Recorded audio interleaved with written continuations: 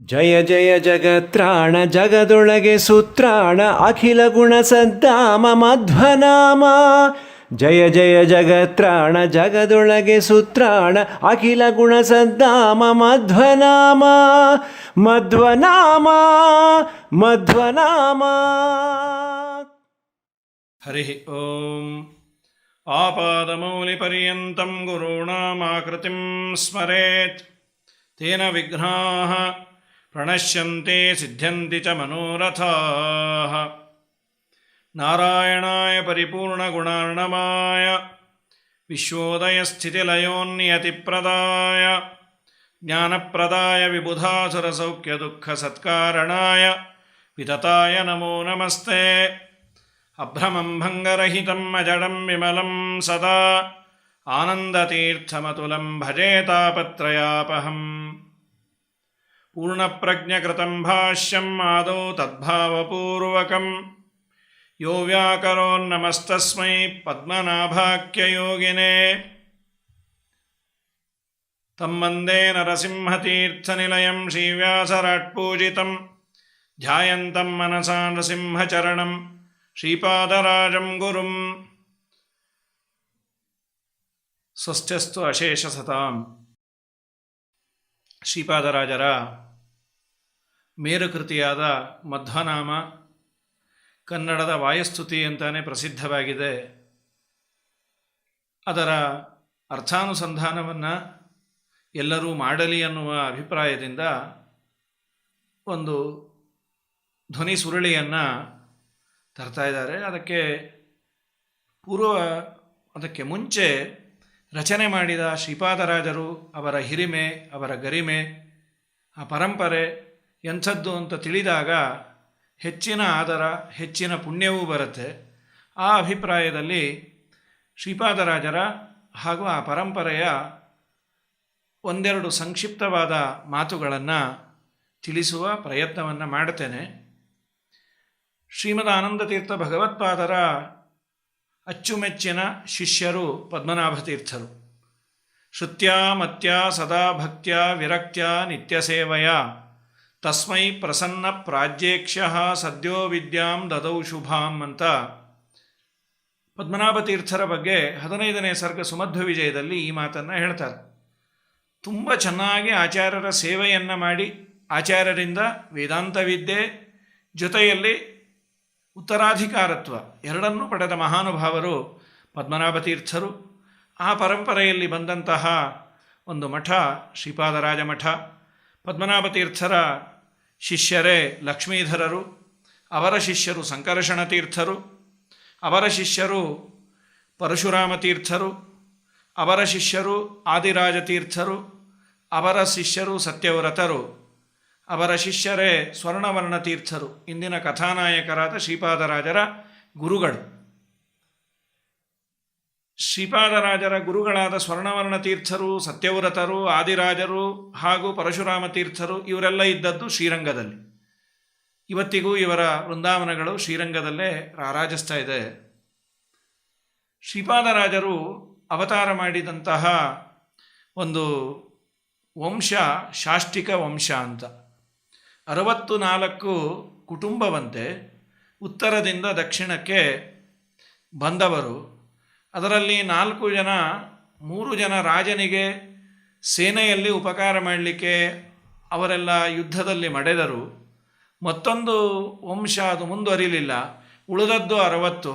ಆ 60ರಲ್ಲಿ ಶಾಷ್ಟಿಕ ವಂಶ ಅಂತ. ಆ ಮನೆತನದಲ್ಲಿ ಬಂದವರು ನಮ್ಮ ಶ್ರೀಪಾದರಾಜರ ಹಿರಿಯರೆಲ್ಲ. ಶ್ರೀಪಾದರಾಜರ ತಂದೆ ಶೇಷಗಿರಿ ಆಚಾರ್ಯರು, ತಾಯಿ ಗಿರಿಯಮ್ಮ ಅಂತ. ಇವರು 60 ಒಕ್ಕಲು ಅಥವಾ ಶಾಷ್ಟಿಕ ವಂಶದವರು. ಇವರ ಮನೆತನದ ಒಂದು ಹಿರಿಮೆ ಗರಿಮೆ ಏನಂದರೆ ಬೆಟ್ಟದ ಮನೆ ಅಂತ. ಏನದು ಬೆಟ್ಟದ ಮನೆ? ಬೆಟ್ಟಾಚಾರ್ಯ ಅಂತ ಇವರನ್ನು ಕರೆಯುವ ಪದ್ಧತಿಯಂತೆ. ತಿರುಪತಿ ಶ್ರೀನಿವಾಸನ ಕೈಂಕರ್ಯವನ್ನು ಮಾಡುವ, ಶ್ರೀನಿವಾಸನ ಪೂಜೆಯನ್ನು ಮಾಡುವ ಹಾಗೂ ಅಲ್ಲಿರುವ ಆಡಳಿತವನ್ನು, ಅಡ್ಮಿನಿಸ್ಟ್ರೇಷನ್, ಇದನ್ನು ನೋಡಿಕೊಳ್ಳುವಂತಹ ಒಂದು ದೊಡ್ಡ ಭಾಗ್ಯ ಈ ಮನೆತನದ್ದಂತೆ. ಹಾಗಾಗಿ ಬೆಟ್ಟದ ಮನೆತನ ಅಥವಾ ಬೆಟ್ಟಾಚಾರ್ಯರು ಅನ್ನುವಂತಹ ಒಂದು ಬಿರುದು ಈ ಮನೆತನಕ್ಕೆ ಇದೆ. 60 ಒಕ್ಕಲಲ್ಲಿ ಈ ಮನೆತನಕ್ಕೆ.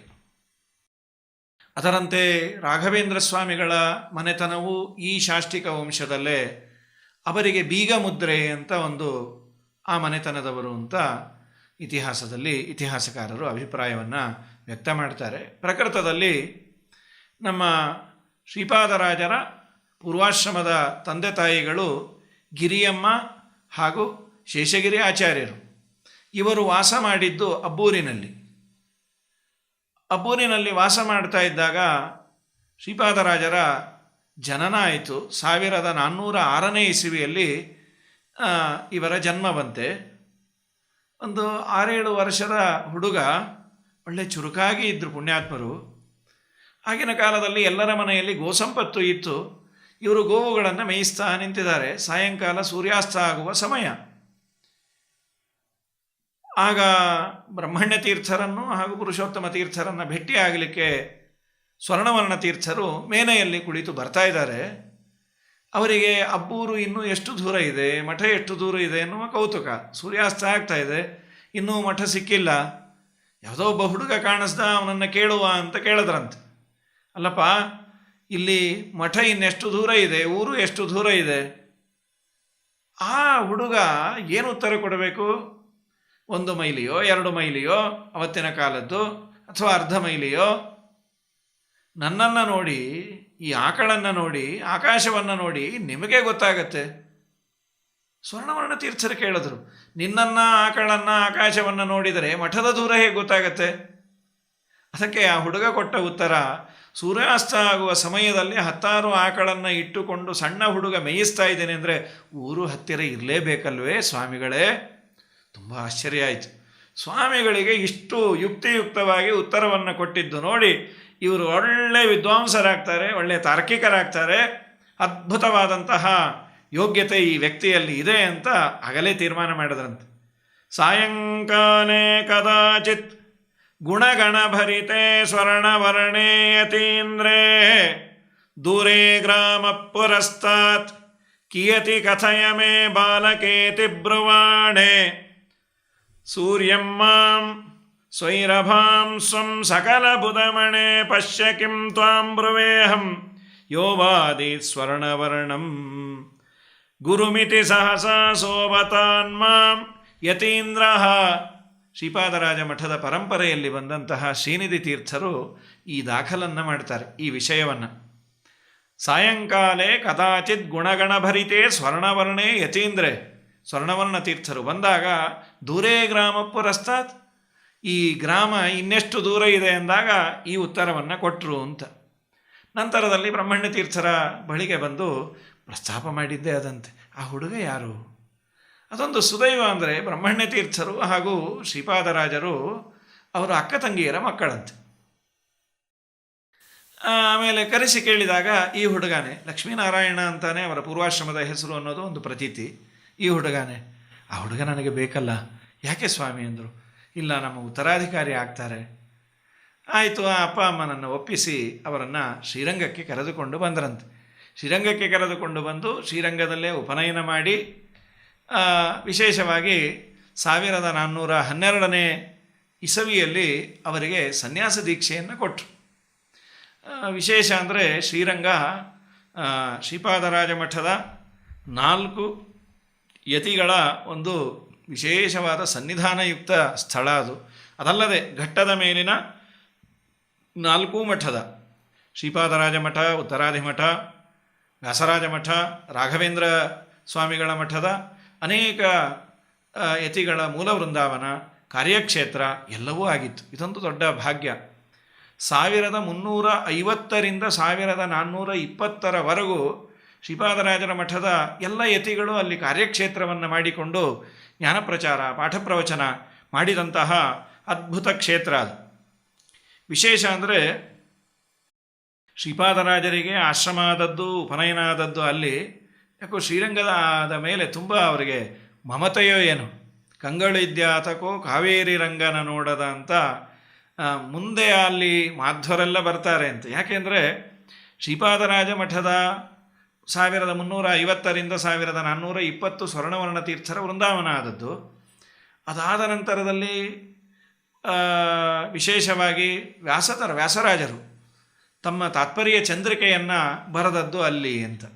ಹಾಗಾಗಿ ತಾತ್ಪರ್ಯ ಚಂದ್ರಿಕಾ ಮಂಗಲಾಚರಣೆಯನ್ನು ರಂಗನಾಥಂದೇ ಮಾಡಿದ್ದಾರೆ. ಅಸ್ಪೃಷ್ಟ ದೋಷಗಂಧಾಯ ಕಲ್ಯಾಣ ಗುಣಸಿಂಧವೇ ನಮೋ ನಮೋ ಭಕ್ತ ಮುಕ್ತಿದಾಯಿನೇ ಶೇಷಶಾಯಿನೇ ಅಂತ ವಿಶೇಷವಾದ ಕೊಡುಗೆ ವ್ಯಾಸರಾಜರದು. ಏನಂದರೆ ವೈಷ್ಣವರಿಗೂ ಹಾಗೂ ಶೈವರಿಗೂ ಒಂದು ಚರ್ಚೆ ಅಥವಾ ಜಗಳ ಬಂತಂತೆ. ಈ ಕ್ಷೇತ್ರ ಯಾರಿಗೆ ಸೇರಿದ್ದು? ವೈಷ್ಣವರಿಗೋ ಶೈವರಿಗೋ? ಜಂಬುಕೇಶ್ವರ ದೇವಸ್ಥಾನ ಪ್ರಾಚೀನದ್ದು ಇದೆ, ರಂಗನಾಥಂದು ಇದೆ. ಇದನ್ನು ತೀರ್ಮಾನ ಮಾಡುವವರು ಯಾರು? ಎಂತಹ ಒಳ್ಳೆ ಕಾಲ ಇತ್ತು ನೋಡಿ. ಒಬ್ಬ ವೈಷ್ಣವ ಯತಿಯ ಹತ್ತಿರ ತೀರ್ಮಾನಕ್ಕೆ ಬಂದರು ಅಂದರೆ ಎಷ್ಟು ಸುಂದರವಾಗಿತ್ತು. ಆಯಾ ಗುರುಗಳ ಮೇಲೆ ವಿಶ್ವಾಸ ಎಷ್ಟಿತ್ತು. ವ್ಯಾಸರಾಜರಾದರೂ ತೀರ್ಮಾನ ಮಾಡೋದು ಹೇಗೆ?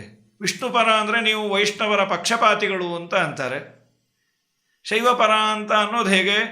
ಅದಕ್ಕೆ ಒಂದು ವ್ಯವಸ್ಥೆಯನ್ನು ವ್ಯಾಸರಾಜರು ಮಾಡಿದರಂತೆ. ಒಂದು ಕೋಲನ್ನು ಹಿಡಿದುಕೊಂಡು ಉಸಿರುಗಟ್ಟಿ ನಾನು ಎಷ್ಟು ದೂರ ಓಡ್ತೇನೋ ಅಲ್ಲಿವರೆಗೂ ವೈಷ್ಣವ ಕ್ಷೇತ್ರ, ನಾನು ಉಸಿರನ್ನು ಮತ್ತೆ ತೆಗೆದುಕೊಂಡು ಯಾವಾಗ ಉಸಿರಾಟವನ್ನು ಮಾಮೂಲಿನಂತೆ ಮಾಡ್ತೇನೆ ಅದರ ಆಚೆಗೆ ಶೈವ ಕ್ಷೇತ್ರ ಅಂತ ಎಲ್ಲರೂ ಒಪ್ಪಿದರು. ಎಲ್ಲರ ಒಪ್ಪಿಗೆಯ ಮೇಲೆ ಒಂದು ಕೋಲನ್ನು ಹಿಡಿದುಕೊಂಡು ವ್ಯಾಸರಾಜರು ಓಡಿದರಂತೆ. ಓಡಿದ ಮೇಲೆ ಸ್ವಲ್ಪ ದೂರದಲ್ಲಿ ಅವರು ನಿಂತರು. ಆ ನಿಂತ ಕಡೆ ಕುರುಹಾಗಿ ಒಂದು ಪ್ರಾಣದೇವರನ್ನು ಪ್ರತಿಷ್ಠಾಪನೆ ಮಾಡಿಯಾರಂತೆ ವ್ಯಾಸತೀರ್ಥರು. ಅದಕ್ಕೆ ಎಲ್ಲೇ ಕೆರೆ ಪ್ರಾಣದೇವರು ಅಂತ, ಎಲ್ಲೆ ಬೌಂಡ್ರಿ ಅಂತ. ಆ ಕಡೆದು ಶೈವ ಕ್ಷೇತ್ರ, ಈ ಕಡೆಯದ್ದು ವೈಷ್ಣವ ಕ್ಷೇತ್ರ ಅಂತ. ಇಷ್ಟು ಪಾವಿತ್ರ್ಯತೆ, ಅದರ ಜೊತೆ ಐತಿಹಾಸಿಕವಾದ ದಾಖಲೆಗಳು ಇರುವಂತಹ ಪವಿತ್ರ ಕ್ಷೇತ್ರ. ಇನ್ನೂ ವಿಶೇಷವಾಗಿ ಸುಮಧ್ವ ವಿಜಯದಲ್ಲೇ ಈ ಮಾತು ಬಂದಿದೆ. ಶ್ರೀಮದಾಚಾರ್ಯರು ರಂಗನಾಥನನ್ನು ಪೂಜೆ ಮಾಡಿದ್ರು ಅಂತ. ಶೃಂಗಾರ ಸಿಂಧುಂ ಸಭುಜಂಗಶಾಯಿನಂ ಶ್ರೀರಂಗವಾಸಂ ಕೃತಮಂಗಲಂ ಸತಾಂ ಅಮಂದದೀರ್ದೇವಮವಂದತಾಗತ ಕವೇರ ಕನ್ಯಾ ಹಿಮವಾಯು ಸೇವಿತಂ. ಶ್ರೀಮದಾಚಾರ್ಯರು ಶೃಂಗಾರ ಸಿಂಧುಂ ಸಭುಜಂಗಶಾಯಿನಂ, ಆ ಭುಜಂಗಶಾಯಿಯಾದ ರಂಗನಾಥನ ಪೂಜೆಯನ್ನು ಮಾಡಿದ್ದಾರೆ ಅಂತ. ಅಷ್ಟು ವೈಷ್ಣವರು, ಅದರಲ್ಲಿ ಮಾಧ್ವರು, ಮಧ್ವರಿಂದ ಆರಂಭ ಮಾಡಿಕೊಂಡು ಎಲ್ಲರೂ ಓಡಾಡಿದ ಪವಿತ್ರ ಸ್ಥಳ ಅದು. ಇದಾದ ನಂತರದಲ್ಲಿ ವಿಶೇಷವಾಗಿ ಭಾವಬೋಧಕಾರರು ಅಂತ ಪ್ರಸಿದ್ಧರಾದವರು ಉತ್ತರಾದಿ ಮಠದ ರಘುತ್ತಮ ತೀರ್ಥ ಶ್ರೀಪಾದಂಗಳವರು. ಶಿಷ್ಯಾದ್ಯಾಹ ಟಿಪ್ಪಣ್ಯಾಚಾರ್ಯ ಸಂಹಿತಾ ತಮಲಂ ಭಾವಬೋಧಾರ್ಯಂ ಭೂಯೋ ಭೂಯೋ ನಮಾಮ್ಯಹಂ ಅಂತೇನೋ ಆ ಭಾವಬೋಧಕಾರರ ರಘುತ್ತಮರ ಬಗ್ಗೆ ಉದ್ಗಾರ ತೆಗಿತೇವೆ. ಆ ಮಹಾನುಭಾವರು ಅಲ್ಲೇ ಕುಳಿತುಕೊಂಡು ಶ್ರೀರಂಗದಲ್ಲಿ ಪರವಾಸುದೇವನ ಗೋಪುರದಲ್ಲಿರುವ ಪರವಾಸುದೇವನನ್ನು ನೋಡುತ್ತಾ ತಮ್ಮ ಭಾವಬೋಧ ಗ್ರಂಥಗಳನ್ನು ಬರೆದದ್ದು ಆ ಸ್ಥಳ ಅಂತ. ಎಂತಹ ಪಾವಿತ್ರ್ಯತೆ ಇರಬೇಕು ನೋಡಿ. ವ್ಯಾಸರಾಜರು ತಾತ್ಪರ್ಯ ಚಂದ್ರಿಕಾ ಬರೆದದ್ದು, ಶ್ರೀಪಾದರಾಜನಂತಹ ರತ್ನ ಅಲ್ಲಿ ನಮಗೆ ದೊರೆತದ್ದು. ವಾಸ್ತವಿಕವಾಗಿ ಸ್ವರ್ಣವರ್ಣ ತೀರ್ಥರು 1412ನೇ ಇಸವಿಯಲ್ಲಿ ಆಶ್ರಮ ಕೊಟ್ಟರು. ಆಶ್ರಮ ಕೊಟ್ಟು ಲಕ್ಷ್ಮೀನಾರಾಯಣ ಮುನಿಗಳು ಅಂತ ಅವರಿಗೆ ನಾಮಕರಣವನ್ನು ಮಾಡಿದ್ದಾರೆ. ವ್ಯಾಸರಾಜರು ಅದನ್ನೇ ತಮ್ಮ ಗ್ರಂಥಗಳಲ್ಲಿ ಹೇಳ್ತಾರೆ. ಜ್ಞಾನ ವೈರಾಗ್ಯ ಭಕ್ತ್ಯಾದಿ ಕಲ್ಯಾಣ ಗುಣಶಾಲಿನಃ ಲಕ್ಷ್ಮೀನಾರಾಯಣ ಮುನೀನ್ ಒಂದೇ ವಿದ್ಯಾ ಗುರುನ್ಮಮ. ಲಕ್ಷ್ಮೀನಾರಾಯಣ ಮುನಿಗಳಿಗೆ ನಮಸ್ತೇನೆ, ನನಗೆ ಅಕ್ಷರ ಜ್ಞಾನವನ್ನು ಪಾಠವನ್ನು ಹೇಳಿದ ಮಹಾನುಭಾವರು ಅಂತ. ಅಲ್ಲಿ ಉಪನಯನ ಆಗಿ ಸನ್ಯಾಸಾದ ಪವಿತ್ರವಾದ ಸ್ಥಳ. ಇನ್ನು ವ್ಯಾಸರಾಜರು ಚಂದ್ರಿಕೆಯನ್ನು ಬರೆದಂತಹ ಪವಿತ್ರವಾದ ಸ್ಥಳ. ಚಂದ್ರಿಕಾ ಮಂಟಪ ಅಂತ ಒಂದು ನಿರ್ಮಾಣವನ್ನು ಮಾಡಿದ್ದು. ಇದರ ಜೊತೆಯಲ್ಲಿ ರಘುತ್ತಮ ಸ್ವಾಮಿಗಳು ತಮ್ಮ ಭಾವಬೋಧ ಗ್ರಂಥಗಳನ್ನು ಬರೆದದ್ದು. ಇದೆಲ್ಲಕ್ಕಿಂತ ಹೆಚ್ಚಿನದಾಗಿ ಮುಂದೆ ರಾಘವೇಂದ್ರ ಸ್ವಾಮಿಗಳ ಪಟ್ಟದ ಶಿಷ್ಯರು. ರಾಘವೇಂದ್ರ ಸ್ವಾಮಿಗಳ ನಂತರದಲ್ಲಿ ಬಂದ ಯೋಗೀಂದ್ರರ ಮೂಲ ವೃಂದಾವನ ಅಲ್ಲಿ ಇದೆ. ಅದಾದ ನಂತರದಲ್ಲಿ ಅಂದರೆ ವ್ಯಾಸರಾಜನ ಮಠದ ಲಕ್ಷ್ಮೀನಾಥ ತೀರ್ಥರು ಅಂತ 4 ಮೂಲ ವೃಂದಾವನ ಇದೆ ವ್ಯಾಸರಾಜ ಮಠದ ಪರಂಪರೆಯಲ್ಲಿ ಬಂದವ್ರದ್ದು. ವಿಶೇಷವಾಗಿ ಮೊದಲಾದದ್ದು 1660ನೇ ಇಸವಿಯಲ್ಲಿ ಲಕ್ಷ್ಮೀನಾಥ ತೀರ್ಥರು. ಅದಾದ ಮೇಲೆ ರಾಘವೇಂದ್ರ ಮಠಕ್ಕೆ ಸಂಬಂಧಪಟ್ಟ ಯೋಗೀಂದ್ರರದು 1688. ಮುಂದೆ ಬಹಳ ದೊಡ್ಡ ಕೆಲಸ ಮಾಡಿದವರು ಸುಮತೀಂದ್ರ ತೀರ್ಥ ಶ್ರೀಪಾದಂಗಳವರು. ಅದ್ಭುತವಾದಂತಹ ಟಿಪ್ಪಣಿಗಳನ್ನು ಭಗವದ್ಗೀತೆಗೆ, ಬ್ರಹ್ಮಸೂತ್ರ ಭಾಷ್ಯಕ್ಕೆ, ಟೀಕೆಗೆ ಟಿಪ್ಪಣಿಯನ್ನು ಬರೆದಂತಹ ಭಾವರತ್ನ ಕೋಶ ಅಂತ ಅವರ ಟಿಪ್ಪಣಿಯನ್ನು ಕರೀತಾರೆ ಸುಮತೀಂದ್ರ ತೀರ್ಥರದು. ಏನು ರಾಣಿ ಮಂಗಮ್ಮ ಅಂತ ಇದ್ದ ಕಾಲ ಅಂತೆ. ಸುಮತೀಂದ್ರರ ಪಾಂಡಿತ್ಯವನ್ನು ನೋಡಿ ಆ ಮಂಗಮ್ಮ ಅವರಿಗೆ ಹೇಳಿದಂತೆ, ನಿಮ್ಮ ಕಣ್ಣಳತೆ ಎಷ್ಟು ದೂರ ಹೋಗುತ್ತೋ ಅಷ್ಟು ನಿಮಗೆ ದಾನ ಕೊಡ್ತೇನೆ ಅಂತ. ಇವತ್ತಿಗೂ ತುಂಬ ಜಾಗ ರಾಘವೇಂದ್ರ ಮಠದ್ದು ಅಲ್ಲಿ ಉಂಟು. ಕಾಲಾಂತರದಲ್ಲಿ ನೋಡಿಕೊಳ್ಳೋದು ಕಷ್ಟ, ಸರ್ಕಾರವು ಯಾರ್ಯಾರಿಗೋ ಕೊಟ್ಟಿದೆ, ಆದರೂ ಬೇಕಾದಷ್ಟು ಜಾಗ ಉಳಿದಿದೆ.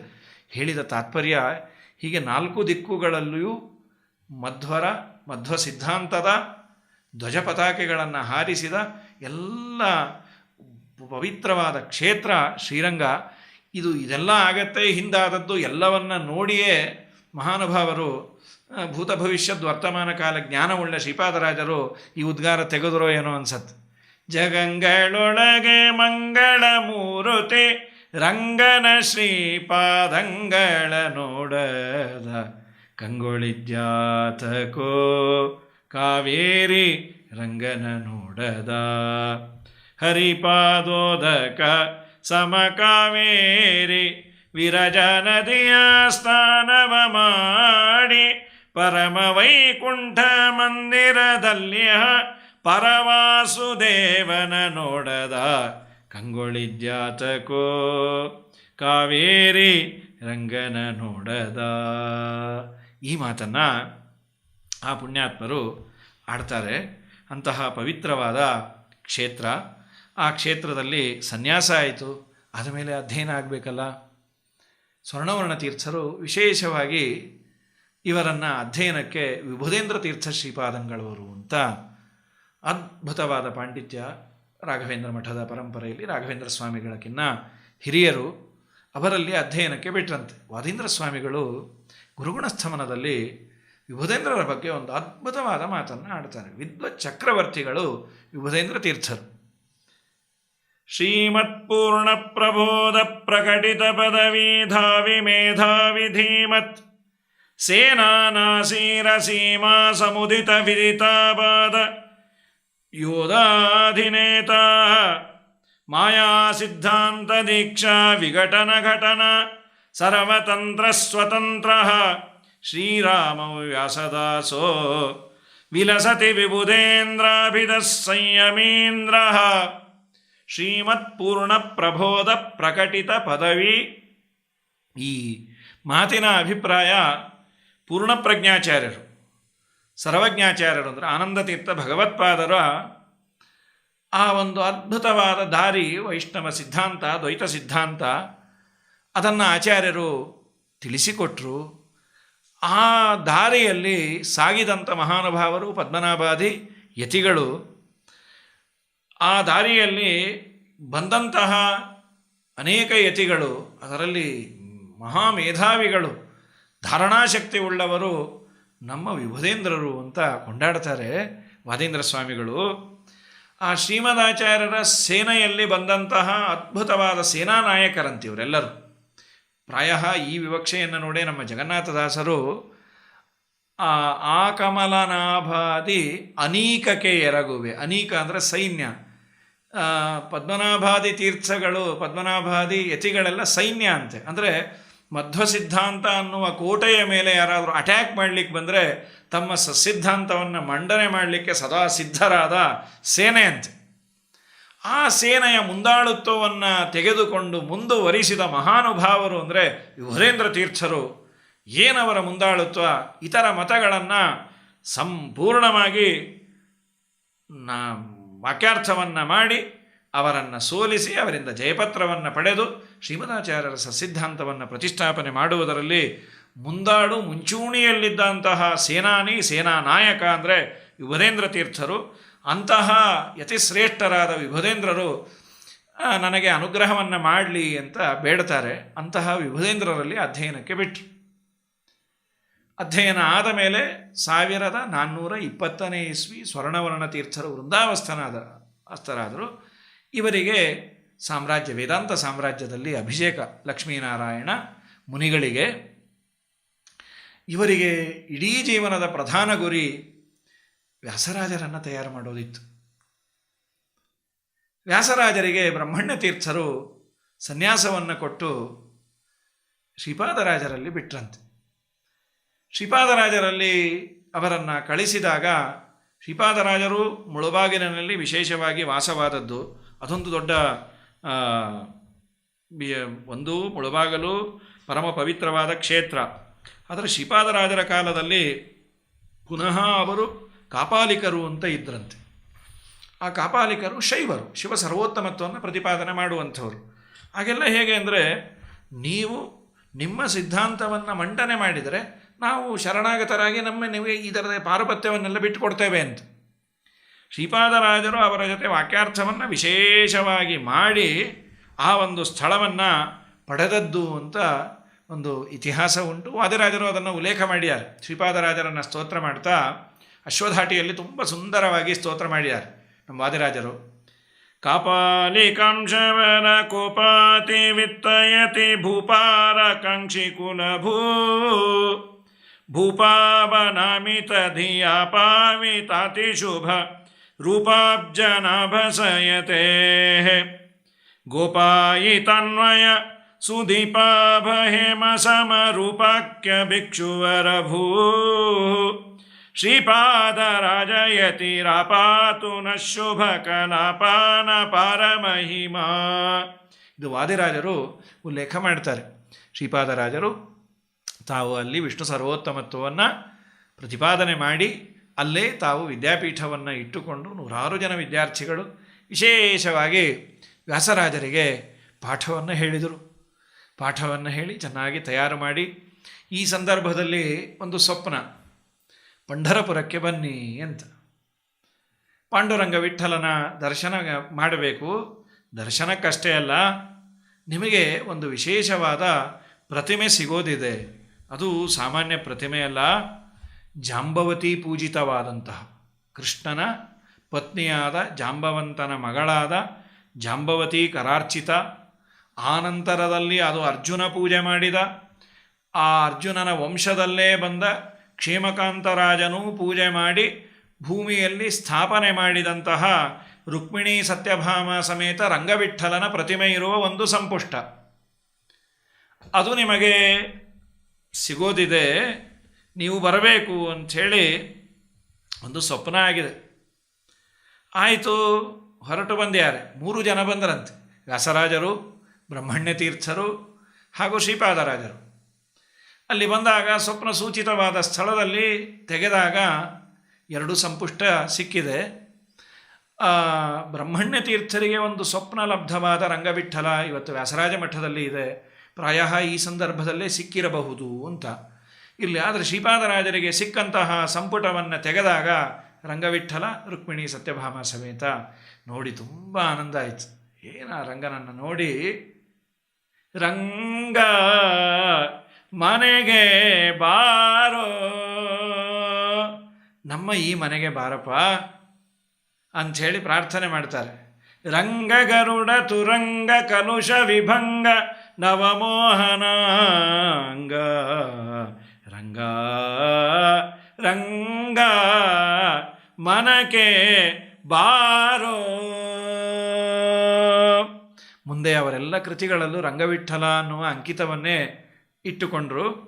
ಶ್ರೀಮತ್ಯ ಜಾಂಬುವತ್ಯ ಯದುಪತಿ ನಗರೆ ಪೂಜಿತಾ ಫಲ್ಗುಣೇನ ಪ್ರಾಪ್ತಾತ್ತೇನರ್ಚಿತಾರ್ಚ ಸಕಲ ಸುಖತರೆ ಪಾಂಡುರಂಗೇಶು ಭೂಮೌ ಗುಪ್ತಾತ ಕ್ಷೇಮಕೇಣಾಖಿಲ ಸುಜನ ಗುರೋಃ ಸತ್ರಜಿತ್ ಭೀಷ್ಮಕನ್ಯಾ ಸಂಯುಕ್ತ ವಿಠ್ಠಲಾಖ್ಯ ಸುಲಭಮುಪಗತ ಯಸ್ರುಸೋವ್ಯಾದ್ಯತೀಂದ್ರ. ಅವರ ಬಗ್ಗೆ ಈ ಮಾತುಗಳನ್ನು ಆಡ್ತಾರೆ. ಹೀಗಾಗಿ ರಂಗವಿಠಲ ವಿಶೇಷವಾಗಿ ದೊರಕಿದ. ಆ ಇನ್ನೊಂದು ಸಂಪುಷ್ಟವನ್ನು ಅವರು ತೆಗೀಲಿಕ್ಕೆ ಆಗಿರಲಿಲ್ಲ ಶ್ರೀಪಾದರಾಜರು. ಆಯಿತು, ಭಗವಂತನ ಇಚ್ಛೆ. ಸಂಪುಷ್ಟಕ್ಕೆ ಪೂಜೆಯನ್ನು ಮಾಡ್ತಾಯಿದ್ರು. ಮುಂದೆ ಸಂಚಾರವನ್ನು ಮಾಡಿ ವಾದಿ ನಿಗ್ರಹಕ್ಕಾಗಿ ಸಂಚಾರ ಮಾಡೋರು. ಅದೊಂದು ಶ್ರೀಪಾದರಾಜರ ಸಂಚಾರ ಮಾಡಬೇಕಾದರೆ ಕಾಶಿಗೆ ಬಂದಿದ್ದರಂತೆ. ಕಾಶಿಯಲ್ಲಿ ವಿಶೇಷವಾಗಿ ವಾಕ್ಯಾರ್ಥವನ್ನು ಮಾಡಬೇಕು. ಆ ಕಾಲದಿಂದ ಕಾಶಿಯಲ್ಲಿ ವಿದ್ವದ್ವರೆಣ್ಯರು ನೆಲೆಸಿದಂತಹ ಪವಿತ್ರವಾದ ಸ್ಥಳ. ಹಾಗೆಲ್ಲ ವಾಕ್ಯಾರ್ಥ ಆದರೆ ಏನು ಚಾಲೆಂಜಿಗೇನು, ಏನಿದೆಲ್ಲ ನೋಡಿದರೆ ಮಧ್ವ ಸಿದ್ಧಾಂತದ ದೀಕ್ಷೆ ಇವರಿಗೆಲ್ಲ ಇದ್ದದ್ದು ತುಂಬ ಆಶ್ಚರ್ಯ ಆಗುತ್ತೆ. ಶ್ರೀಪಾದರಾಜರು ಪಣವನ್ನು ಇಟ್ರಂತೆ. ನಾನೇನಾದರೂ ವಿಷ್ಣು ಸರ್ವೋತ್ತಮತ್ವವನ್ನು, ಶ್ರೀಮದಾಚಾರ್ಯರ ಸಿದ್ಧಾಂತವನ್ನು, ಟೀಕಾಕೃತ್ಪಾದರ ಸಿದ್ಧಾಂತವನ್ನು ಮಂಡನೆ ಮಾಡಲಿಕ್ಕಾಗಲಿಲ್ಲ ಅಂದರೆ ಗಂಗೆಯಲ್ಲಿ ಪ್ರಾಣ ಬಿಡ್ತೇನೆ. ಪ್ರಾಣವನ್ನೇ ಪಣಕ್ಕಿಟ್ಟು ಸಿದ್ಧಾಂತವನ್ನು ರಕ್ಷಣೆ ಮಾಡಿದ ಮಹಾನುಭಾವರು ಶ್ರೀಪಾದರಾಜರು. ಅದನ್ನು ಉಲ್ಲೇಖ ಮಾಡ್ತಾರೆ ಯಾರು, ವಿಜೇಂದ್ರ ಸ್ವಾಮಿಗಳು ಅವರ ಬಗ್ಗೆ ಉಲ್ಲೇಖ ಮಾಡ್ತಾ ಈ ಮಾತನಾಡ್ತಾರೆ. ತ್ವಂಚೇನ್ಮಾಂ ಜಯ ಸಿದ್ಧಿ ಚಾಮರಧುನೀಂ ಗಚ್ಚಾಮಿ ನೋ ಚೇತ್ತದ ಸನ್ಯಸ್ತೋ ಭವ ಪಂಡಿತೇತಿ ಸದಸಿ ಕ್ಷೋಣೀಪತೆ ಪತ್ರಿಕಾ. ಒಂದು ವೇಳೆ ಪರವಾದಿ ಏನಾದರೂ ಸೋತ ಅಂದರೆ ಗಂಗೆನೇನು ಹಾರೋದು ಬೇಡ, ನೀನು ಸನ್ಯಾಸವನ್ನು ಸ್ವೀಕಾರ ಮಾಡು ಸಾಕು. ಆದರೆ ನಾನು ಸೋತರೆ ನಾನು ಶ್ರೀಮದಾಚಾರ್ಯರ ಸತ್ಸಿದ್ಧಾಂತ, ಹರಿಸರ್ವೋತ್ತಮತ್ವ, ವಾಯುಜೀವೋತ್ತಮತ್ವ, ತಾರತಮ್ಯಾದಿಗಳನ್ನು ನಾನು ಯಾವತ್ತೂ ಮಂಡನೆ ಮಾಡಲಿಕ್ಕೆ ಆಗೋದಿಲ್ಲ, ಅವತ್ತು ಬದುಕಿಯೂ ಪ್ರಯೋಜನ ಇಲ್ಲ ಅನ್ನುವಂತಹ ಅವರಿಗೆ ದೀಕ್ಷೆ, ಅದು ಉಸಿರಾಗಿತ್ತು ಇವರದೆಲ್ಲ. ಆಲೇಖ್ಯ ಪ್ರಿಯ ಶಿಷ್ಯ ಪರ್ಯಯತಿನಾಂ ಯತ್ಯಾಶ್ರಮಂ ವಾದಿನಂ ಜಿತ್ವಾದಾಪಿ ತತ್ವಾಂಶ್ಚ ತಸ್ಯ ಸುಮತಿರ್ಭೂಯಾತ್ ಸನಶ್ರೇಯಸೆ. ಇದನ್ನು ಉಲ್ಲೇಖ ಮಾಡ್ತಾರೆ ನಮ್ಮ ವಿಜಯೇಂದ್ರ ಸ್ವಾಮಿಗಳು. ಇದಾದ ಮೇಲೆ ಆ ಕಾಶಿಯಲ್ಲಿ ವಾಕ್ಯಾರ್ಥವನ್ನು ಮಾಡಬೇಕಾದರೆ ಏನಾದರೂ ಮಾಡಿ ಶ್ರೀಪಾದರಾಜರನ್ನು ಸೋಲಿಸಬೇಕು, ಈ ಲಕ್ಷ್ಮೀನಾರಾಯಣ ಮುನಿಗಳನ್ನು ಸೋಲಿಸಬೇಕು ಅನ್ನುವ ದಿಶೆಯಲ್ಲಿ ವಾಗ್ಬಂಧನ ಮಾಡಿದರಂತೆ, ಮಾತಾಡಲಿಕ್ಕೆ ಬರದೇ ಇರುವಂತೆ. ಆಗಿನ ಕಾಲದಲ್ಲಿ ವೈದ್ಯರು ಗೀದ್ಯರ ಹತ್ರ ಹೋಗೋದೂ ಇಲ್ಲ. ಇವರು ಏನೇ ಆಗೋದಾದರೂ ದೇವರನ್ನು ನಂಬೋದು. ಭಗವಂತ ನಿನ್ನ ಮಹಿಮೆಯನ್ನು ಹೇಳುವ ಬಾಯಿ, ನೀನು ಕೊಟ್ಟ ಬಾಯಿ, ಅದನ್ನು ಬಳಸೋದು ನಿನಗೆ, ನೀನೇ ಅನುಗ್ರಹ ಮಾಡಬೇಕು. ಒಳ್ಳೆ ಮಾತು ಬರಬೇಕಾದರೆ ಹಯಗ್ರೀವ ದೇವರನ್ನು ಉಪಾಸನೆ ಮಾಡಿದರೆ ಬರುತ್ತೆ ಅಂತ ನಮ್ಮ ವಾದಿರಾಜ ಸ್ವಾಮಿಗಳಂತಾರಲ್ಲ, ಹಯಗ್ರೀವ ಹಯಗ್ರೀವ ಹಯಗ್ರೀವೇತಿ ಯೋವದೇತೆ ತಸ್ಯ ನಿಸ್ಸರತೆ ವಾಣಿ ಜನ್ಹು ಕನ್ಯಾ ಪ್ರವಾಹವತ್. ಗಂಗೆಯ ಪ್ರವಾಹದಂತೆ ಅವನ ವಾಗ್ಝರಿ ಇರುತ್ತೆ ಅಂತ ತಾವೇ ಒಂದು ಹಯಗ್ರೀವ ದೇವರ ಪ್ರತಿಮೆಯನ್ನು ಮಾಡಿ ವಿಶೇಷವಾಗಿ ಹಯಗ್ರೀವ ಮಂತ್ರವನ್ನು ಜಪ ಮಾಡಿದ್ದರಿಂದ ಸಿದ್ಧಿ ಬಂದು ಏನದು ಶ್ರೀಪಾದರಾಜರ ಬಾಯಲ್ಲಿ ಬಂದಂತಹ ಮಾತಿನ ವಾಗ್ಝರಿಯನ್ನು ಕೇಳಿ ದಾಸಾನುದಾಸರಾಗಿ ಬಿಟ್ಟಿದ್ದಾರೆ ಪರವಾದಿಗಳೆಲ್ಲ. ಇಂಥ ಅದ್ಭುತವಾದಂತಹ ಕಾರ್ಯವನ್ನು ಮಾಡಿದವರು ಶ್ರೀಪಾದರಾಜರು. ಮುಂದೆ ವ್ಯಾಸರಾಜರನ್ನು ತಯಾರು ಮಾಡಿದಂತಹ ಅದ್ಭುತವಾದ ಕೀರ್ತಿ ನಮ್ಮ ಶ್ರೀಪಾದರಾಜರಿಗೆ. ಆ ವ್ಯಾಸರಾಜರನ್ನು ನಿರ್ಮಾಣ ಮಾಡಿದ ಜೊತೆಯಲ್ಲಿ ಏನು ವಾತ್ಸಲ್ಯ ಶಿಷ್ಯರ ಮೇಲೆ. ಶ್ರೀಪಾದರಾಜರು ಒಳ್ಳೆ ರಾಜಭೋಗ ಇತ್ತು, ನೀವೆಲ್ಲ ಶ್ರೀಪಾದರಾಜರ ಬಗ್ಗೆ ಕೇಳಿದಿರಿ. ಅವರಿಗೆ ಅಭ್ಯಂಗನಾದಿಗಳು ಬೇಕಾದಷ್ಟು ಬೆಳ್ಳಿ, ಬಂಗಾರ, ವಜ್ರ, ವೈಡೂರ್ಯ ಇದನ್ನು ದೇಹಕ್ಕೆ ಹಾಕಿಕೊಳ್ಳುವ ಭಾಗ್ಯವನ್ನು ದೇವರು ಕೊಟ್ಟಿದ್ದ. ಅದನ್ನು ವರ್ಣನೆ ಮಾಡೋರು ನಮ್ಮ ವ್ಯಾಸರಾಜರಂತಾರೆ. ಏನು ನಮ್ಮ ಗುರುಗಳು, ಅಹಿಶಯನನ ಬಲುಮೆಯಿಂದ ಧರೆಯೊಳೆಮ್ಮ ಶ್ರೀಪಾದರಾಜರ ಮಹಿಮೆ ಸಾಲದೆ ಇಟ್ಟೆ ಮಹಿಮೆ ಸಾಲದೆ ಮುತ್ತಿನ ಹಾರ ಮೇಲ್ಕುಲಾವಿ ರತ್ನ ಕೆತ್ತಿದ ಕರಣ ಕುಂಡಲ ಕಸ್ತೂರಿ ತಿಲಕ ಶ್ರೀಗಂಧ ಲೇಪನ ವಿಸ್ತಾರದಿಂದ ಮೆರೆದು ಬರುವ ಮಹಿಮೆ ಸಾಲದೆ ಇಟ್ಟೆ ಮಹಿಮೆ ಸಾಲದೆ. ಇದು ವ್ಯಾಸರಾಜರು ಗುರುಗಳ ಬಗ್ಗೆ ಆಡುವಂತಹ ಮಾತು. ಆಗ ಒಮ್ಮೆ ವ್ಯಾಸರಾಜರಿಗೆ ಬಿಟ್ಟಿದ್ರಂತೆ, ನೀವು ಪೂಜೆಯನ್ನು ಮಾಡಿ. ಎಂಥ ಸೌಹಾರ್ದತೆ ನೋಡಿ, ಸಂಸ್ಥಾನ ಪೂಜೆಯನ್ನು ಶಿಷ್ಯನಿಗೆ ಬಿಟ್ಟು ಕೊಟ್ಟಿದ್ದರು. ವ್ಯಾಸರಾಜರು ಪೂಜೆಯನ್ನು ಮಾಡುವ ಸಂದರ್ಭದಲ್ಲಿ ಎಂದೂ ತೆಗೆಯಲಾಗದ ಮುಚ್ಚಿದ ಸಂಪುಷ್ಟವನ್ನು ಭಕ್ತಿಯಿಂದ ತೆಗೆದೆಯಾರೆ ಬಂತು. ದೇವರು ಒಲಿಬೇಕು ಅಂತಿದ್ದ. ತೆಗೆದ ಕೂಡಲೇ ಒಳಗೆ ಆ ಅದ್ಭುತವಾದ ಕೃಷ್ಣನ ಪ್ರತಿಮೆಯನ್ನು ರುಕ್ಮಿಣೀ ಸತ್ಯಭಾಮ ಸಮೇತ ನೋಡಿ ಗೋಪಾಲಕೃಷ್ಣನನ್ನು ಆನಂದ ಪಡ್ತಾಯಿದ್ದಾರೆ ವ್ಯಾಸರಾಜರು. ಅಲ್ಲೇ ಇದ್ದ 2 ಶಾಲಿಗ್ರಾಮವನ್ನು ತೆಗೆದುಕೊಂಡು ಮೈಮರೆತು ತಾಳವನ್ನು ಹಾಕ್ತಾ ಇದ್ದಾರೆ. ದೇವರನ್ನು ನೋಡಿ ಆಡಿದನು ರಂಗ ಅದ್ಭುತದಿಂದ. ದೇವರನ್ನು ಪ್ರಾರ್ಥನೆ ಮಾಡಿದ್ರೋ ಏನೋ, ನಮ್ಮಪ್ಪ ನೀನು ಅವತ್ತು ಅದ್ಭುತವಾಗಿ ನರ್ತನ ಮಾಡಿದೆಯಲ್ಲ ಕಾಳಿಂಗ ಮರ್ದನ, ಆ ಒಂದು ಪಿಕ್ಚರು, ಆ ಒಂದು ವ್ಯೂ, ಆ ಒಂದು ಸೌಭಾಗ್ಯವನ್ನು ನಾನು ನೋಡಬೇಕು, ದೇವರು ತೋರಿಸಿದ್ನೋ ಏನೋ, ಆಡಿದನೋ ರಂಗ ಅದ್ಭುತದಿಂದ ಅಂತ ಅವರು ಹಾಡ್ತಾ ಇದ್ದಾರೆ. ದೇವರು ಕುಣಿತಾ ಇದ್ದಾನೆ. ಇವರು ತಾಳ ನಮ್ಮ ಕನಕದಾಸರು ಬಹಳ ಚೆನ್ನಾಗಿ ವರ್ಣನೆ ಮಾಡ್ಯಾರ ಅದನ್ನು. ಡೊಳ್ಳಿನ ಮೇಲ್ಕೈಯ ಭರಮಪ್ಪ ಹಾಕ್ಯಾನು ಶಿವಪ್ಪ ತಾಳವ ಕುಟ್ಟಾನ್ ಮ್ಯಾಲ್ ಒಳ್ಳೊಳ್ಳೆ ಪದಗಳ ನಮ್ಮಪ್ಪ ಹಾಡ್ಯಾನು ಚಲವ ಕನಕಪ್ಪ ಕುಣದಾನ್ಮ್ಯಾಲ್ ದೇವಿ ನಮ್ಮ ದ್ಯಾವರು ಬಂದರೆ ಬನ್ನೀರೆ ನೋಡ ಬನ್ನೀರೆ ಬನ್ನೀರೆ ನೋಡ ಬನ್ನೀರೆ.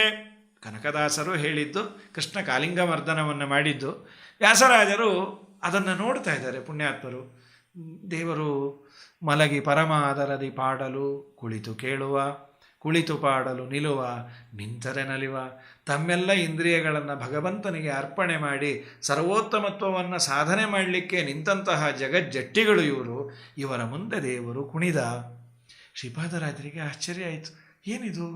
ಇದ್ದಕ್ಕಿದ್ದ ಹಾಗೆ ತಾಳ ಮೇಳ ಒಳ್ಳೆಯ ಸಂಗೀತ. ಬಗ್ಗಿ ನೋಡಿದಾಗ ಆ ತನ್ಮಯತೆಯಲ್ಲಿ ವ್ಯಾಸರಾಜರು ಕೂತಿದ್ದಾರೆ. ಆಶ್ಚರ್ಯ ಆಯಿತು ಶ್ರೀಪಾದರಾಜರಿಗೆ. ಕೃಷ್ಣನನ್ನು ನೋಡಿದ್ರಂತೆ. ಕೃಷ್ಣ ನೀನು ಹೀಗೆ ಕುಣಿತಾ ಇದೆಯಾ? ಕೃಷ್ಣನಿಗೆ ಸ್ವಲ್ಪ ಸಂಕೋಚ ಆಯಿತಂತೆ. ನಾನು VIP ಹೀಗೆಲ್ಲ ಕುಣಿಬಾರದು ಅಂತ ನಾಟ್ಯಶಾಸ್ತ್ರಕ್ಕೆ ವಿರುದ್ಧವಾಗಿ ಭಂಗಿಯನ್ನು ವ್ಯತ್ಯಾಸ ಮಾಡಿ ನಿಂತು ಬಿಟ್ಟನಂತೆ. ಇವತ್ತಿಗೂ ವ್ಯಾಸರಾಜ ಮಠದಲ್ಲಿ ಆ ಪ್ರತಿಮೆಗಳನ್ನು ನೋಡುವ ಭಾಗ್ಯ ನಮಗೂ ನಿಮಗೂ ಸಿಗತ್ತೆ. ಎಂತಹ ಪುಣ್ಯವಂತರು ನಾವು! ಈ ಪರಂಪರೆಯಲ್ಲಿ, ಇಂಥ ಇತಿಹಾಸ ಇರುವ ಪರಂಪರೆಯಲ್ಲೆಲ್ಲ ಬಂದಿದ್ದೇವಲ್ಲ. ಇಷ್ಟೆಲ್ಲ ಶಿಷ್ಯ ವಾತ್ಸಲ್ಯವನ್ನು ತೋರಿ, ಶಿಷ್ಯನಿಗೆ ಪಾಠವನ್ನು ಹೇಳಿ ಅದ್ಭುತವಾಗಿ ವ್ಯಾಸರಾಜರನ್ನು ನಿರ್ಮಾಣ ಮಾಡಿದವರು. ಒಂದು ರೀತಿ ಆ ಗುರು ಶಿಷ್ಯರ ಬಾಂಧವ್ಯವನ್ನು ನೋಡಬೇಕು ಅಂದರೆ ಇವರಲ್ಲೇ ನೋಡಬೇಕು. ನೋಡಿ, ಲಕ್ಷ್ಮೀನಾರಾಯಣ ಯತಿಗಳು ಅಥವಾ ಶ್ರೀಪಾದರಾಜರಿಗೆ ಸಾಕ್ಷಾತ್ ಶಿಷ್ಯರು ಒಂದು ಹಯಗ್ರೀವ ತೀರ್ಥರು. ಪ್ರಾಯ ಎಷ್ಟೋ ಜನಕ್ಕೆ ಗೊತ್ತಿಲ್ಲ. ಅವರ ಮುಂದಿನ ಸಕ್ಸಸರ್, ಉತ್ತರಾಧಿಕಾರಿಗಳು. ಆದರೆ ಶ್ರೀಪಾದರಾಜರು ಅಂದ ಕೂಡಲೇ ತಲೆಯಲ್ಲಿ ಬರೋದು ವ್ಯಾಸರಾಜರು. ವ್ಯಾಸರಾಜರನ್ನು ನಿರ್ಮಾಣ ಮಾಡಿದವರು. ಆ ವ್ಯಾಸರಾಜರ ಮೇಲೆ ಎಷ್ಟು ಪ್ರೀತಿ! ಕೊಂಡಾಡಿದ್ದೇನು? ಈಸು ಮುನಿಗಳಿದ್ದೇನು ಮಾಡಿದರು ವ್ಯಾಸರಾಜರು ಮಾಡಿದಂತೆ? ಸಾಸಿರ ಜಿಕ್ವೆಯ ಉಳ್ಳ ಶೇಷನೇ ಕೊಂಡಾಡಬೇಕು ವ್ಯಾಸರಾಜರ ಸನ್ಯಾಸದ ಇರವ ಅಂತ ಶ್ರೀಪಾದರಾಜರು ಆಡಬೇಕಾದ್ರೆ ಅದಕ್ಕೇನು ವೆಯ್ಟ್ ಅದು! ಎಂತಹ ವೆಯ್ಟೇಜ್ ಅದು! ಸಾಸಿರ ಜಿಕ್ವೆಗಳುಳ್ಳ ಶೇಷನೇ ಕೊಂಡಾಡಬೇಕು. ನಾವೆಲ್ಲ ಏನು ವ್ಯಾಸರಾಜರ ಬಗ್ಗೆ ಹೇಳ್ತೇನೆ ಅಂತ ನಿಜವಾಗಲಿ ಇದು ಗುರುಗಳಿಂದ ಪ್ರಶಂಸೆಯನ್ನು ತೆಗೆದುಕೊಂಡ ಶಿಷ್ಯರು ಇರ್ತಾರಲ್ಲ, ತುಂಬ ಉನ್ನತ ಸ್ಥಾನದಲ್ಲಿ ಇರ್ತಾರಂತೆ. ಅದಕ್ಕೆ ವ್ಯಾಸರಾಜರೇ ಸಾಕ್ಷಿ. ಏನು ಅವರ ಮೇಲೆ ಪ್ರೀತಿ! ಆ ವ್ಯಾಸರಾಜರಿಗೆ ಎಷ್ಟು ಭಕ್ತಿ! ನಾನು ಇಷ್ಟೆಲ್ಲ ಮಾಡ್ತಾ ಇದ್ದೇನೆ ಅಂದರೆ ಅದೆಲ್ಲವೂ ನನ್ನ ಗುರುಗಳಿಗೆ ಸೇರಿದ್ದು. ಮಂಗಲಾಚರಣೆಯನ್ನು, ತಾತ್ಪರ್ಯ ಚಂದ್ರಿಕೆ, ನ್ಯಾಯಾಮೃತ ಇವುಗಳಲ್ಲಿ ಮಂಗಲಾಚರಣೆಯನ್ನು ಮಾಡ್ತಾ ಅಂತಾರೆ, ಜ್ಞಾನ ವೈರಾಗ್ಯ ಭಕ್ತ್ಯಾದಿ ಕಲ್ಯಾಣ ಗುಣಶಾಲಿನಃ. ನನ್ನ ಗುರುಗಳು ಅಂದರೆ ಸಾಮಾನ್ಯ ಅಲ್ಲ, ಜ್ಞಾನದ ಭಂಡಾರ ಅವರು, ವೈರಾಗ್ಯದ ಮೂರ್ತಿಯವರು, ಭಕ್ತಿಯ ಗಣಿಯವರು. ಜ್ಞಾನ ವೈರಾಗ್ಯ ಭಕ್ತ್ಯಾದಿ ಕಲ್ಯಾಣ ಗುಣಶಾಲಿನಃ, ಇವೇ ಮೊದಲಾದ ಎಲ್ಲ ಗುಣಗಳ ಒಂದು ಆಕರ. ಅಂತಹ ಲಕ್ಷ್ಮೀನಾರಾಯಣ ಮುನಿಗಳಿಗೆ ನಮಸ್ತೇನೆ, ನನಗೆ ವಿದ್ಯೆಯನ್ನು ದಾನ ಮಾಡಿದವರು, ವಿದ್ಯೆಯನ್ನು ಹೇಳಿಕೊಟ್ಟವರು ಅಂತ. ಇಂತಹ ಮಹಾನುಭಾವರು ನಮ್ಮ ಶ್ರೀಪಾದರಾಜರು. ವಿಶೇಷವಾಗಿ ವ್ಯಾಸರಾಜರನ್ನು ತಯಾರು ಮಾಡಿದವರು ಈ ಗುರು ಶಿಷ್ಯರು. ಮತ್ತೊಂದು ಆ ಪರಂಪರೆಯ ಗುರು ಶಿಷ್ಯರು. ಯದ್ಯಪಿ ವ್ಯಾಸರಾಜರ ಉತ್ತರಾಧಿಕಾರಿಗಳು ಅಂದರೆ ಶ್ರೀನಿವಾಸ ತೀರ್ಥರು. ಆದರೆ ವ್ಯಾಸರಾಜರು ಅಂದ ಕೂಡಲೇ ನಮ್ಮ ತಲೆಯಲ್ಲಿ ಬರೋದು ವಿಜಯೇಂದ್ರ ಸ್ವಾಮಿಗಳು. ಏನದು ಆ ವಿಜಯೇಂದ್ರ ಸ್ವಾಮಿಗಳನ್ನು ತಯಾರು ಮಾಡಿದ್ದು? 9 ಬಾರಿ ನ್ಯಾಯಸುಧೆಯನ್ನು ಅರೆದು ಕೊಡಿಸಿದರು, 6 ಬಾರಿ ಸರ್ವಮೂಲ ಗ್ರಂಥಗಳ ಪಾಠವನ್ನು ಹೇಳಿದರು. ಆ ವಿಜಯೇಂದ್ರರಿಗೆ ಇಷ್ಟೆಲ್ಲ ಮಾಡಿದ್ದರಿಂದ ಬಂದ ಒಂದು ದೊಡ್ಡ ಪ್ರಾಡಕ್ಟ್ ಏನು ಅಂದರೆ 104 ಗ್ರಂಥಗಳನ್ನು ರಚನೆ ಮಾಡುವ ದೊಡ್ಡ ಯೋಗ್ಯತೆ ವಿಜಯೇಂದ್ರರಿಗೆ ತುಂಬಿದರು. ಪರವಾದಿ ನಿಗ್ರಹವನ್ನು ಮಾಡುವ ಮಲ್ಲರು ವಿಜಯೇಂದ್ರ ಸ್ವಾಮಿಗಳು. ಎಂತಹ ಅದ್ಭುತತೆ! ಏನು ಆ ವಿಜಯೇಂದ್ರರಿಗೆ ವ್ಯಾಸರಾಜರ ಮೇಲೆ ಭಕ್ತಿ, ಆ ವಾತ್ಸಲ್ಯ ಏನು! ಸೊ ಅಭೂತಪೂರ್ವವಾದಂತಹ ಗುರು ಶಿಷ್ಯರ ಬಾಂಧವ್ಯ ಇದು ತುಂಬ ಚೆನ್ನಾಗಿದೆ. ಶ್ರೀಪಾದರಾಜರು, ವ್ಯಾಸರಾಜರು, ವಿಜಯೇಂದ್ರರು. ನಮ್ಮ ರಾಯರ ಸ್ತೋತ್ರದಲ್ಲಿ ಹೇಳ್ತಾ ವಿಜಯೇಂದ್ರ ಕರಾಬ್ಜೋತ್ಥ ಸುಧೇಂದ್ರ ವರಪುತ್ರಕಃ ಅಂತ ಕರೀತಾರೆ. ಹೀಗಾಗಿ ಅವರ ಸ್ಮರಣೆಯನ್ನು ಮಾಡೋದು. ಇದರ ಜೊತೆಯಲ್ಲಿ ಶ್ರೀಪಾದರಾಜರು ಮಾಡಿದಂತಹ ಬರೀ ಪಾಠ ಪ್ರವಚನ, ಈ ಮಾಧ್ವರು ಸಾಮಾಜಿಕ ಕಾರ್ಯವನ್ನೇನು ಮಾಡಲೇ ಇಲ್ಲಲ್ಲ, ಮಾಡಿದ್ದಾರೆ. ಬೇಕಾದಷ್ಟು ಸಾಮಾಜಿಕ ಕಾರ್ಯಗಳನ್ನು ಮಾಡಿದ್ದಾರೆ. ಅದರಲ್ಲಿ ಆ ಕಾಲದಲ್ಲಿ ದೇವಸ್ಥಾನಗಳನ್ನು ನಿರ್ಮಾಣ ಮಾಡಿ ಜನಗಳಿಗೆ ಭಗವಂತನ ಅನುಗ್ರಹ ಆಗಲಿ ಅಂತ ಇವತ್ತಿನಷ್ಟು ಸುಲಭ ಇರಲಿಲ್ಲ. ಅಂಥದ್ದು 5 ಕಡೆ ಲಕ್ಷ್ಮೀನಾರಾಯಣನ ವಿಗ್ರಹಗಳನ್ನು ಪ್ರತಿಷ್ಠಾಪನೆ ಮಾಡಿದ್ದಾರೆ. ಅದು ಏನು ಲಕ್ಷ್ಮೀನಾರಾಯಣನದ್ದೇ ಮಾಡಿದಾರೋ ಗೊತ್ತಿಲ್ಲ. ಒಂದು ಮುಳಬಾಗಿಲಿನ ಊರಿನಲ್ಲಿರುವ ಮಠದಲ್ಲಿ ಒಂದು ಲಕ್ಷ್ಮೀನಾರಾಯಣ ದೇವರ ಪ್ರತಿಮೆಯನ್ನು ಪ್ರತಿಷ್ಠಾಪನೆ ಮಾಡ್ಯಾರ. ಮುಳಬಾಗಿಲಿಗೆ ಸಮೀಪದಲ್ಲೇ ಇರುವ ದೇವರಾಯ ಸಮುದ್ರ ಅಂತ ಅಲ್ಲೊಂದು ಮಾಡಿದ್ದಾರೆ.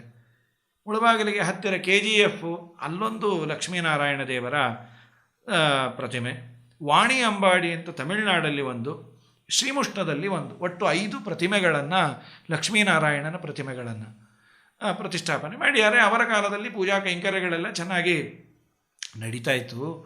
ಅವರು ಭೂತ ಭವಿಷ್ಯದ ವರ್ತಮಾನ ಕಾಲದ ಜ್ಞಾನಿಗಳಾದದ್ದರಿಂದ ಪ್ರಾಯ ಒಂದು ಸಣ್ಣ ಪ್ರತಿಮೆಯನ್ನು ಲಕ್ಷ್ಮೀನಾರಾಯಣನದು ಮಾಡಿಸಿಕೊಂಡು ತಮ್ಮ ಸಂಸ್ಥಾನದಲ್ಲಿ ಇಟ್ಕೊಂಡಿದ್ದಾರೆ. ನಿತ್ಯದಲ್ಲಿ ಆ ಪ್ರತಿಮೆಗೆ ಷೋಡಶೋಪಚಾರ ಪೂಜೆ, ಸರಿಯಾದ ರೀತಿಯಲ್ಲಿ ನಿವೇದನೆ ಮೊದಲಾದದ್ದು ಎಲ್ಲ ನಡೆಯುತ್ತೆ. ಪ್ರಾಯ ಒಂದು ವೇಳೆ ಕಾಲಾಂತರದಲ್ಲಿ ತಾವು ಪ್ರತಿಷ್ಠಾಪನೆ ಮಾಡಿದ ಆ ದೇವರಿಗೆ ಆಗಲಿಲ್ಲ ಅಂದರೆ ಅದಕ್ಕೆ ಇಲ್ಲಿ ಆಗತ್ತೆ, ದೇವರು ಸ್ವೀಕಾರ ಮಾಡಲಿ ಅನ್ನುವ ದೃಷ್ಟಿಯಿಂದ ಮಾಡಿದ್ರೋ ಏನೋ, ಆ ಒಂದು ಪರಂಪರೆಯನ್ನೇ ಮುಂದುವರಿಸಿಕೊಂಡು ಬಂದವರು ವ್ಯಾಸರಾಜರು. 732 ಪ್ರಾಣದೇವರನ್ನು ಪ್ರತಿಷ್ಠಾಪನೆ ಮಾಡಿದರು. ಅವತ್ತಿನ ಕಾಲದಲ್ಲಿ ಎಲ್ಲ ಪೂಜಾ ಕೈಂಕರ್ಯವನ್ನು ಸರಿಯಾಗಿ ನಡೆಸುವಂತೆ ವ್ಯವಸ್ಥೆ ಮಾಡಿದರು. ಯಾಕೆ, ರಾಜನೇ ಇವರ ದಾಸಾನುದಾಸ, ಕಾಲಾಂತರದಲ್ಲಿ ಆಗಬೇಕಲ್ಲ. ಆದ್ದರಿಂದ ಇವತ್ತು ವ್ಯಾಸರಾಜ ಮಠದಲ್ಲಿ ಒಂದು ಪಟದ ಪ್ರಾಣದೇವರು ಅಂತ ಒಂದು ಫೋಟೋ ಥರ ದೊಡ್ಡದಾದ ಪ್ರಾಣದೇವರಿದ್ದಾರೆ. ಅಂದರೆ 732 ಪ್ರಾಣದೇವರ ಉತ್ಸವ ಪ್ರತಿಮೆ, ಅದರ ಪೂರ್ಣ ಸನ್ನಿಧಾನ ಇಲ್ಲಿ ನಿತ್ಯದಲ್ಲಿ ಮಠದಲ್ಲಿ ಅದಕ್ಕೆ ಚೆನ್ನಾಗಿ ಪೂಜೆಗಳು ನಡೆಯುವಂತೆ ವ್ಯವಸ್ಥೆ ಮಾಡಿದ್ರು. ಇದನ್ನು ಶ್ರೀಪಾದರಾಜರು ಹಾಕಿಕೊಟ್ರೋ ಏನು. ಅದು ಲಕ್ಷ್ಮೀನಾರಾಯಣನ ಪ್ರತಿಮೆಯನ್ನೇ ಮಾಡಿದ್ರು ಯಾಕೆ, ಹೀಗೆ ಅನಿಸತ್ತೆ. ಅದನ್ನು ಶ್ರೋತೃವರ್ಗಕ್ಕೆ ಬಿಟ್ಟದ್ದು. ವ್ಯಾಸರಾಜರು ತಮ್ಮ ಗ್ರಂಥಗಳಲ್ಲಿ ಲಕ್ಷ್ಮೀನಾರಾಯಣ ಮುನೀನ್ ಒಂದೇ ವಿದ್ಯಾಗುರುನ್ ಮಮ, ಲಕ್ಷ್ಮೀನಾರಾಯಣ ಮುನಿಗಳಿಗೆ ನಮಸ್ತೇನೆ ಎಂದಾಗ ನಮ್ಮ ಸಿದ್ಧಾಂತದಲ್ಲಿ ವ್ಯಕ್ತಿ ಪೂಜೆಯನ್ನು ಯಾರೂ ಇಷ್ಟಪಡೋದಿಲ್ಲ. ಅದರಲ್ಲೂ ತಿಳುವಳಿಕೆ ಇದ್ದವರು ದಯಮಾಡಿ ಹೊಗಳಬೇಡ್ರಿ ನನ್ನನ್ನು. ಇದೇ ವ್ಯಾಸರಾಜರೇ ಅಂತಾರಲ್ಲ, ಬಂದ ಕೀರುತಿಯಲ್ಲ ತಿರೆ ಕೃಟ್ಟ ನಿನ್ನದಯ್ಯ, ಮಂದ ಮಾನವನಿಗಿದು ಅಳವಡುವುದೇನಯ್ಯ, ನಂದಿತೀರ್ಥರ ಮತ ಪೊಂದಿದ್ದ ಕಾರಣ ಸಂದೇಹವಡಗಿತು, ನಂದವಾಯಿತು ಮನಕೆ ಇಂದು ದರಾದಿ ಬಂದ್ಯ ಶ್ರೀಕೃಷ್ಣ.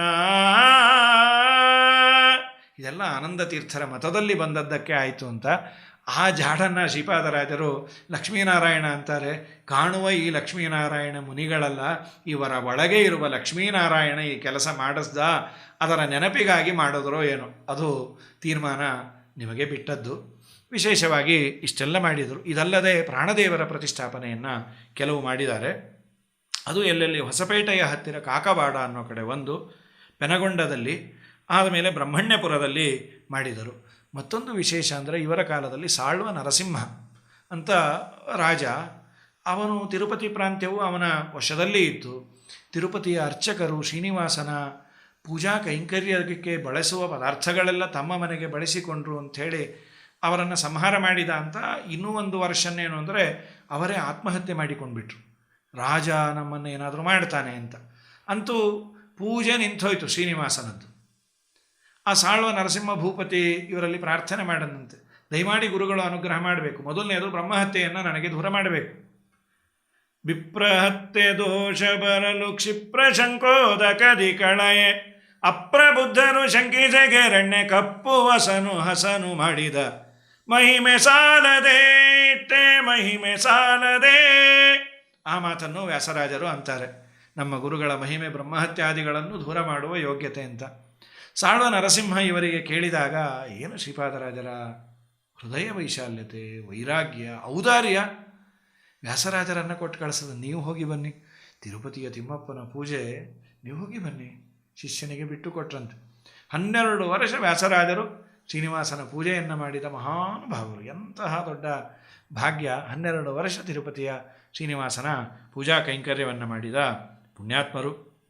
ಇದಲ್ಲದೆ ಒಂದು ಇವತ್ತಿಗೂ ನಮಗೆ ಸಿಗತ್ತೆ ಒಂದು ಗೆಜೆಟಲ್ಲಿ ದಾಖಲೆ, ಶಿಲಾಶಾಸನ, ಪುಂಗನೂರು, ಆಂಧ್ರ ಪ್ರದೇಶದ ಪುಂಗನೂರು, ಅಲ್ಲಿ ಇರುವಂತಹ ಒಂದು ಶಿಲಾಶಾಸನ ಇದೆ.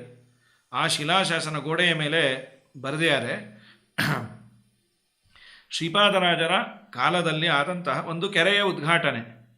ಆ ಕೆರೆಯ ಉದ್ಘಾಟನೆಯನ್ನು ಶ್ರೀಪಾದರಾಜರ ಸನ್ನಿಧಾನದಲ್ಲಿ ಮಾಡಿಸಿದರಂತೆ. ಅಂದರೆ ಸಮಾಜಕ್ಕೂ ಸಮಾಜಮುಖಿಯಾಗೂ ಇದ್ದರು ಅಂತ. ಬರಿಯಲ್ಲೋ ಮೂಲೆಯಲ್ಲಿ ಕುಳಿತುಕೊಂಡು ಪಾಠ ಪ್ರವಚನ ಮಾಡ್ತಾ ಇದ್ರು ಇಷ್ಟೇ ಅಲ್ಲ. ಆ ಶಿಲಾಶಾಸನದ ಒಕ್ಕಣೆ ಹೀಗಿದೆ.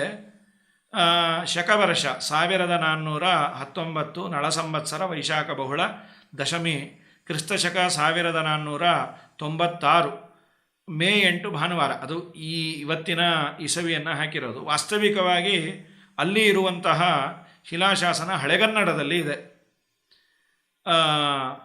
ಒಡಂಬಟುಕೋಟ ಕಡುಗೋಡೆಯ ಸಾಧನಯಿಂ ತೋಪುದರೆ ಸಾಕ್ಷಿಗಳ ಮುಳವಾಗಿಲ ಕಲಮಠದ ಲಕ್ಷ್ಮೀನಾರಾಯಣ ತೀರ್ಥ ಶ್ರೀಪಾದ ಒಡೆಯರು ಆನಂದ ಒಡೆಯರ ಮಕ್ಕಳು ದೇವರಾಯಗಳು ಲಖಪ ಅವರು ಕಟ್ಟಿಸಿದ ಕೆರೆಯನ್ನು ಉದ್ಘಾಟನೆ ಮಾಡಿದ್ದಾರೆ ಅಂತ ಅದನ್ನು ಇವತ್ತಿನ ಕನ್ನಡಕ್ಕೆ ಇಲ್ಲಿ ತರ್ಜಮೆ ಮಾಡಿ ಕೊಟ್ಟಿದ್ದಾರೆ. ಇವತ್ತು ಅಲ್ಲಿ ಆ ದೇವಸ್ಥಾನದಲ್ಲಿ ನೋಡಬಹುದು. ನರಸಿಂಹ ದೇವಾಲಯದ ಸ್ಥಾನಿಕರಾದ ಕೊಂಡಪ್ಪ ತಿಮ್ಮಣ್ಣನವರ ಮಗನಾದ ದೇವಪ್ಪನ ಮಗನಾದ ನರಸಿಂಹದೇವನಿಗೆ ಆತನು ಒಂದು ಕೆರೆ ನಿರ್ಮಿಸಿ ವ್ಯವಸಾಯಕ್ಕೆ ಅನುಕೂಲಕ್ಕಾಗಿ ಕೊಟ್ಟ ಭೂದಾನದ ವಿವರಗಳಿವೆ. ಶಾಸನದ ಅಂತ್ಯದಲ್ಲಿ ಈ ದಾನಕ್ಕೆ ಸಾಕ್ಷಿಗಳಾಗಿ ಆಗಿನ ಕಲ್ಮಠದ ಶ್ರೀ ಲಕ್ಷ್ಮೀನಾರಾಯಣ ತೀರ್ಥ ಶ್ರೀಪಾದ ಒಡೆಯರು ಹಾಗೂ ಮತ್ತಿತರಗಳನ್ನು ಹಾಕಲಾಗಿದೆ. ಇದೊಂದು ಬಹಳ ದೊಡ್ಡದು. ಈಗ ಶಾಸನೋಕ್ತ ಲಕ್ಷ್ಮೀನಾರಾಯಣ ಕಲ್ಲು ಮಠ ಅಂತ ಆ ಕಾಲದಲ್ಲಿ ಇತ್ತಂತೆ, ಮುಳಬಾಗಿಲು ಮಠಕ್ಕೆ. ಇದಲ್ಲದೆ ವ್ಯಾಸರಾಜರು ಇದೇ ಸ್ಪಿರಿಟಲ್ಲಿ ತಾವು ಬೇಕಾದಷ್ಟು ಮಾಡಿದ್ದಾರೆ. ತಿರುಪತಿ ತಿಮ್ಮಪ್ಪನ ಸೇವೆಯನ್ನು ಮಾಡಬೇಕಾದರೆ ಅನೇಕ ಬಂಗಾರದ ವರಹಗಳನ್ನು ಶ್ರೀನಿವಾಸನಿಗೆ ಅರ್ಪಣೆ ಮಾಡಿ ಹೇಳಿದರಂತೆ. ಇದು ಇಲ್ಲಿರುವ ಎಲ್ಲರ ನೀರು ನಿಡಿಗಾಗಿ, ರೈತರಿಗಾಗಿ ಬಳಕೆ ಆಗಬೇಕು ಅಂತ. ಹೀಗೆ ಸಮಾಜದ ಕೆಲಸವನ್ನು ಮಾಡುತ್ತಾ ಭಗವಂತನ ವಿಶೇಷ ಸೇವೆಯನ್ನು ಮಾಡಿದಂತಹ ಮಹಾನುಭಾವರು ನಮ್ಮ ಶ್ರೀಪಾದರಾಜರು. ಆ ಶ್ರೀಪಾದರಾಜರಿಂದ ರಚಿತವಾದಂತಹ ಒಂದು ಅದ್ಭುತವಾದ ಕೃತಿ ನಮ್ಮ ಮಧ್ವನಾಮ. ಅದಲ್ಲದೆ ಬೇಕಾದಷ್ಟು ವೈರಾಗ್ಯಪ್ರದವಾದ ಮಾತುಗಳು, ಎಲ್ಲ ಕಾಲಕ್ಕೂ ರಿಲೆವೆಂಟ್ ಆದ ಮಾತಾಡಿದ್ದಾರೆ ನೋಡಿ. ಇವತ್ತಿನ ಕಾಲಕ್ಕೆ ತುಂಬ ರಿಲೆವೆಂಟ್ ಆದ ಮಾತು ಅವತ್ತೇ ಆಡಿದ್ದಾರೆ. ಕಾಡ ಬೆಳದಿಂಗಳು ಈ ಸಂಸಾರ ಕತ್ತಲೆ ಬೆಳದಿಂಗಳು. ಆ ಕಾಲದಲ್ಲಿ ಇಷ್ಟೆಲ್ಲ ಇರಲಿಲ್ಲ ಅಂತ ನಮಗನ್ಸುತ್ತೆ. ಇವತ್ತು ಹಣ ನೋಡಿದ್ರೆ ಹಣಕ್ಕೆ ಎಲ್ಲ ಬೆಲೆ. ಶ್ರೀಪಾದರಾಜರಂದರು, ನಿನಗೆ ಬೆಲೆ ಕೊಡ್ತಾರೆ ಅನ್ಕೋಬೇಡ, ಜನನ್ನ ನಂಬೇಡ, ಜನಾರ್ದನನ ನಂಬು. ಉಂಟಾದ ಕಾಲಕ್ಕೆ ನೆಂಟರು ಇಷ್ಟರು ಭಂಟರಾಗಿ ಬಂದು ಬಾಗಿಲ ಕಾಯುವರು. ಉಂಟಾದ ತನ ತಪ್ಪಿ ಬಡತನ ಬಂದರೆ ಒಂಟೆಯಂತೆ ಕತ್ತ ಮೇಲಕ್ಕೆತ್ತುವರು. ಕಾಡ ಬೆಳೆದಿಂಗಳು ಈ ಸಂಸಾರ ಕತ್ತಲೆ ಬೆಳೆದಿಂಗಳು. ಈ ಮಾತನ್ನು ಶ್ರೀಪಾದರಾಜರು ಅವತ್ತೇ ಎಂದಿದ್ರು. ಉಂಟಾದ ಕಾಲಕ್ಕೆ ನೆಂಟರು ಇಷ್ಟರು ಭಂಟರಾಗಿ ಬಂದು ನಿನ್ನ ಮನೆಯ ಬಾಗಿಲು ಕಾಯ್ತಾರೆ. ನಾನು ಅದನ್ನು ನನಗಾಗಿ ಬಂದರು ಅಂದ್ಕೊಳ್ತೇನೆ. ಒಂದು ವೇಳೆ ನಿನಗೆ ದಾರಿದ್ರ್ಯ ಬಂದರೆ ನಿನ್ನನ್ನು ನೋಡಲಿಕ್ಕಲ್ಲ, ನಿನ್ನ ಹೆಸರನ್ನು ತಲೆಯಿಂದ ಅಳಿಸಿಬಿಟ್ಟಿರ್ತಾರಪ್ಪ. ಆದರೆ ಎಲ್ಲ ಕಾಲದಲ್ಲೂ ಇದ್ದಾಗ ಇಲ್ಲದೇ ಇದ್ದಾಗ ಎಲ್ಲ ಕಾಲದಲ್ಲೂ ನಿನ್ನೊಟ್ಟಿಗೆ ಇರುವ ನಮ್ಮ ರಂಗವಿಠಲ, ಅವನನ್ನು ಭಜನೆ ಮಾಡು ಅಂತಾರೆ. ಅಂತಹ ಶ್ರೀಪಾದರಾಜರಿಂದ ರಚಿತವಾದ ಒಂದು ಅದ್ಭುತ ಕೃತಿ ಮಧ್ವನಾಮ. ಅದರ ವಿವರಣೆಯನ್ನು ನಾವು ಈಗ ನೋಡುವ. ಶ್ರೀಕೃಷ್ಣಾರ್ಪಣಮಸ್ತು.